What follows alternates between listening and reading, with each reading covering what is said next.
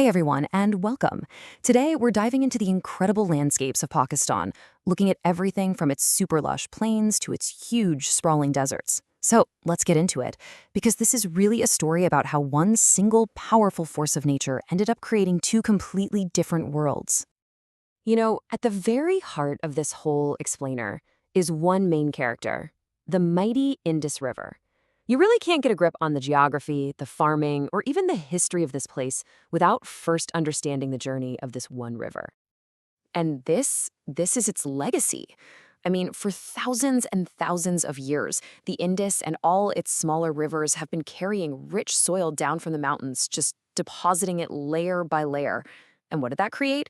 The massive, flat, and unbelievably fertile Indus Plain. It's truly a masterpiece of natural engineering. So our journey is going to start up in the north, in this really energetic and water-rich area called the Upper Indus Plain. This is where you can see the river's power on full display. So what are we looking at here? Well, this area covers most of the Punjab province, and it's just crisscrossed by these huge rivers that all feed into the Indus. It stretches from the Shawalik Hills all the way down to a place called Mithankot. And get this, it slopes downwards from about 1,200 feet to 400 feet. That gradual slope is absolutely key to understanding why this place is so fertile. Okay, to really get why this area is so good for farming, you've got to know this word, doabab. It's basically the super fertile strip of land that gets sandwiched between two rivers as they start to come together.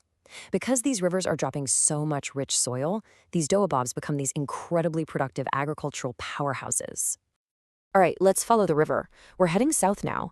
As the Indus keeps moving towards the sea, its whole personality and the land it flows through starts to change in a really big way. So Mithankot, that's the big turning point. It's where all those major rivers have finally merged into the Indus. From here, it flows as one single massive river into the Sindh province. This is kind of like the second act of its journey, across what we call the lower Indus Plain. And check this out. Look at the drop in elevation now. Across the entire length of Sindh, the land only drops from 400 feet down to just 20 feet above sea level. I mean, that is an unbelievably gentle slope stretched out over a huge distance. So what's the big deal with this gentle slope? Well, it basically slams on the brakes. The powerful, fast-moving river we saw up north becomes this wide, slow, lazy river as it gets closer and closer to the end of its journey. And this is it, the final chapter for the river. As it slows down to almost a complete stop near the coast, it starts to fan out into all these little branches. It drops the last of its soil, forming this huge delta, before its waters finally mix with the Arabian Sea. But the story of Pakistan's landscape isn't just about where the river reaches. Nope, there's a whole other side to this, a world that's defined not by having lots of water, but by having almost none at all. And right here, you can see just how different these two worlds are. On one hand, you've got the plains. They're water-rich, fertile, with all that great soil. And on the other, the deserts. They're dry, sandy, and shaped by the wind, not by water. It's like two different planets sitting right next to each other. So, what's life like in these deserts? Well, it's pretty tough. The whole landscape is covered in sand dunes that are constantly being reshaped by strong winds. There is very little rain, and whatever water there is trapped way, way deep underground, which makes it incredibly hard to get to. And this quote really brings home the human side of it all. For the people who actually live in these desert areas, everything, their survival, their way of life, it's all tied to how they manage these incredibly precious and very limited sources of water. So we've got these two very different landscapes sitting side by side. Let's take a look at what that really means for the country's future and all the potential that might be hiding out in those dry, arid lands.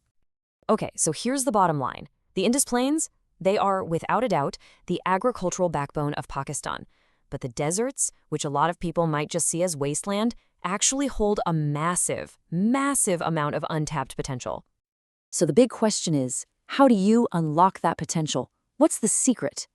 It's one simple word: irrigation. It all comes back to water.